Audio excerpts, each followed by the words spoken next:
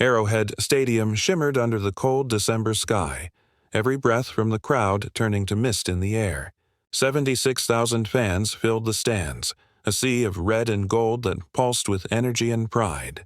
The Chiefs were dominating the Raiders, and every time Travis Kelce caught the ball, the stadium erupted with that familiar roar that made this place legendary. In the friends and family suite, Taylor Swift stood beside Donna and Kylie, her voice nearly gone from cheering. Travis was having one of those games. 2 touchdowns already, his confidence electric, his smile infectious. Taylor couldn't take her eyes off him, and then, in a heartbeat, everything changed. The play started like any other. Travis caught the pass cleanly, pivoted upfield, and braced for impact. But 2 Raiders defenders converged at once, one high, one low, and the collision was brutal. From the suite, Taylor saw it all. The unnatural twist of his leg, the way his body crumpled, the ball spinning loose. But no one cared about the fumble, because Travis wasn't moving. A stillness fell over the field, the kind that chills the soul. Patrick Mahomes was already kneeling beside him, waving for the medical staff. Donna's hand flew to her mouth. Taylor's heart stopped. And then she was moving before she even realized it, sprinting down the corridor, ignoring Kylie's call behind her. At the bottom of the stairs, a security guard stepped in her path. "Ma'am, you can't go down there. That's my fiancé." Taylor's voice broke, raw and desperate. "That's Travis Kelce, and I need to get to him." The guard hesitated. He knew who she was. But before he could decide, head coach Andy Reid appeared. His face was grave, his voice low. "Let her through." Taylor didn't wait another second. She ran across the sideline, boots slipping on the turf, her breath coming in ragged gasps. The medical team was already lifting Travis onto a stretcher. His face was pale, twisted in pain, his hands clutching his knee. And when he opened his eyes and saw her, something flickered there. Not just pain, but shame. "Tay," he rasped, barely audible. "I'm sorry." Taylor grasped his hand, tears streaming. "Sorry for what?" "Baby, you're hurt. Don't—" "Season's over," he whispered. "My career. Everything's over." As the crowd began to chant his name, Taylor jogged beside the stretcher, refusing to let go. They loaded Travis into the ambulance, and before anyone could stop her, Taylor climbed in after him. She sat on the narrow fold-down seat beside the stretcher, clutching his hand as the EMTs worked swiftly around them, checking vitals, adjusting the brace, radioing ahead to the hospital. Travis stared at the ceiling, his jaw clenched so tight the muscles in his face twitched. Taylor had seen him bruised, exhausted, even broken-hearted, but never like this, never defeated. "It's going to be okay," she whispered, though the words sounded small and fragile in the hum of the ambulance. He didn't respond. His silence frightened her more than the injury itself. This was the man who never stayed down, who joked through pain, who led locker rooms with laughter. But now he looked lost, like a piece of himself had been taken away on that field. When they reached the hospital, everything moved too fast. The doors burst open, doctors and nurses flooded in, and Travis was rushed into imaging before she could even catch her breath. Taylor tried to follow, but a nurse stopped her gently. "You need to wait out here, Miss Swift." So she waited. For 45 agonizing minutes, she paced the hallway, her phone vibrating endlessly with messages from Donna, Jason, Kylie, and her mom. She didn't answer a single one. Every step, every tick of the clock felt like an eternity. When the door finally opened, a doctor emerged. A woman with kind eyes and a serious expression. Taylor could tell before she spoke that it wasn't good news. "Miss Swift," the doctor said softly. "I'm Dr. Chen. Travis has torn his ACL, MCL, and meniscus, what we call the unhappy triad. He'll need complete reconstruction, surgery, then months of rehabilitation." Taylor swallowed hard. "How long?" "Before he's back? Best case, 9 to 12 months, Dr. Chen replied. "But at his age, with the physical demands of his position, there's a real chance he may never return to his previous level of performance." The hallway tilted. Taylor gripped the wall, trying to breathe as the world narrowed around her. "Can I see him?" she whispered. The doctor nodded. "He's awake." But Miss Swift, he's struggling. This kind of injury isn't just physical. Taylor pushed open the door, and what she saw inside changed something deep in her. Travis lay in the hospital bed, his right leg encased in layers of bandages and metal bracing. His eyes were red, his face streaked with tears. Not the proud, commanding man the world knew, but someone stripped bare, vulnerable, shattered. "Trav," she whispered, stepping closer. He turned his head slowly, meeting her eyes with a look of quiet devastation. "They told you," he said flatly. Taylor nodded. "It's over, Tay," he murmured. "My career. Everything I've worked for since I was 8 years old. Gone." Taylor moved closer, pulling a chair beside the bed and taking his trembling hand into hers. "The doctor said 9 to 12 months, she said softly. "That's not the end, Trav. That's recovery. You've come back from worse." Travis gave a bitter laugh, the sound hollow. "You heard what else she said, didn't you? That I might never be the same again." He turned away, eyes fixed on the white hospital wall. "I'm 34 years old, Tay. I'm not some rookie who can afford to lose a step. Even if I come back, I'll never play at the level I used to." Taylor squeezed his hand tighter. "You're still you, Travis. You're one of the greatest tight ends in the game. You've won championships, broken records. Even if you never take the field again, you've already—" "You don't get it," he interrupted, his voice sharp. "That's who I am. I'm Travis Kelce, NFL tight end. Without that, I'm nobody." The words hit her like a slap. She pulled her hands back as if burned. "Nobody?" she repeated, her voice shaking. "You're the man I love. Jason's brother. Donna's son. Uncle Trav to Wyatt. The man who makes me laugh when I'm too tired to smile. You're so much more than football." For a long moment he didn't look at her. When he finally did, his expression was cold and wounded. "That's easy for you to say," he muttered. "You're Taylor Swift. You'll always be Taylor Swift. But me, take football away and I'm just some guy you used to date." The silence that followed was suffocating. Taylor stood abruptly, the chair scraping against the floor. "Don't you dare," she said through tears. "Don't you dare turn this into something about us. I'm here because I love you, because I'm not going anywhere. But you have to stop pushing me away just because you're scared." His jaw tightened. "Maybe you should go. I don't need you to see me like this." She stood there for a heartbeat, staring at the man she loved, the man who suddenly felt like a stranger drowning in his own pride. Finally, she whispered, "Fine, but I'll be back tomorrow, whether you want me here or not." And then she walked out of that hospital room with tears streaming down her face, her heart splintering with every step. Taylor sat in her car in the hospital parking garage, gripping the steering wheel until her knuckles turned white.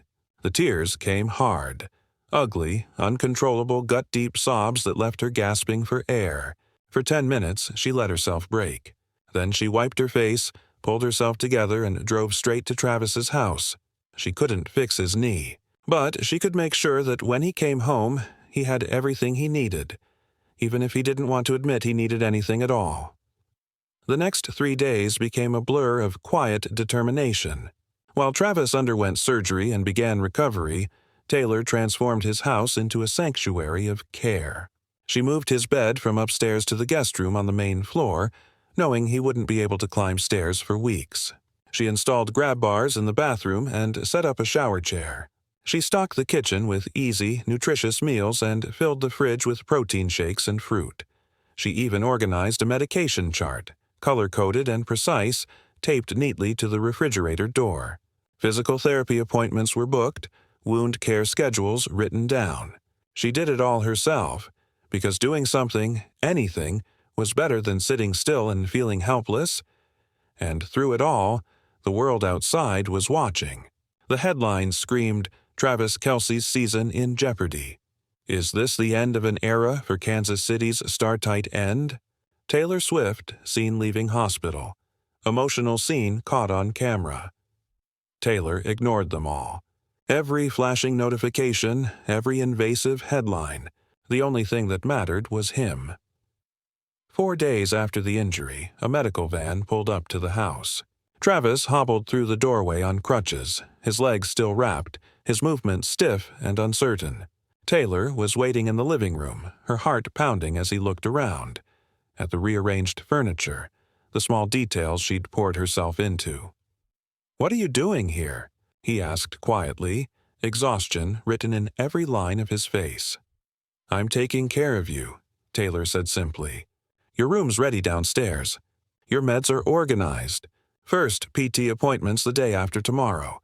He studied her for a moment, his expression unreadable. "You don't have to do this, Tay. I can handle it." She stepped closer, meeting his eyes. "I know you can, but I want to. Let me." For the first time since the injury, Travis didn't argue. He just nodded faintly, the smallest flicker of something, maybe gratitude, maybe surrender, passing across his face, but Taylor knew this was only the beginning. The first weeks were brutal. Taylor stayed at the house full-time, sleeping lightly so she could wake when Travis needed medication or ice packs in the middle of the night. But he barely spoke to her. Every word felt like it had to be pried from him. He followed his physical therapy routine with military precision, but without spirit. He moved through each exercise like an obligation, not a step toward healing. When Taylor tried to help, to hand him water, to steady him, he refused. "I've got it," he'd mutter, even when his hands were shaking. She watched him fight small, invisible battles every day, tying his shoe, getting up the stairs, taking a shower. It wasn't just pain, it was pride. He couldn't stand that his body, the thing that had carried him to greatness, was now betraying him. 3 weeks after surgery, it finally broke. Taylor was in the kitchen making lunch when she heard the crash. She ran into the living room and froze. Travis was on the floor, his crutches thrown aside, a toppled chair beside him. His face was twisted in rage and humiliation. The physical therapist, Maria, knelt nearby, calm but helpless. "I can't do it," Travis shouted. 3 steps! I can't even walk 3 steps without falling." "Travis," Maria said gently, "you're 3 weeks post-op. You're not supposed to be walking unassisted yet. I'm supposed to be in practice right now," he snapped.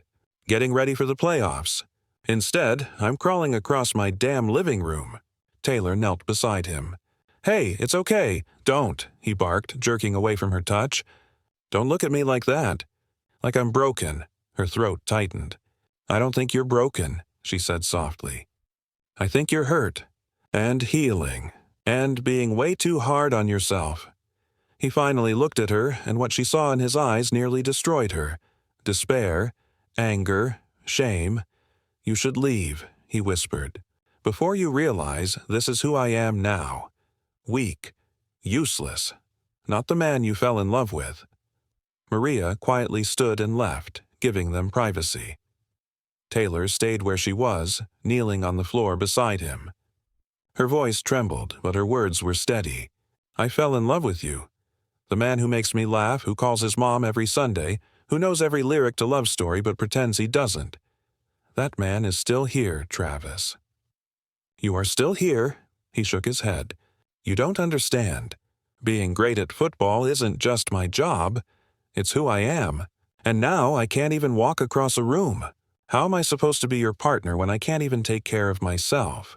Taylor leaned forward, her hands gently cradling his face. "You don't have to be my equal in strength. We're partners. That means when one of us falls, the other stands taller. Right now, it's my turn. Let me help you." His eyes closed and his voice cracked. "I'm scared, Tay. What if I never get back to who I was?"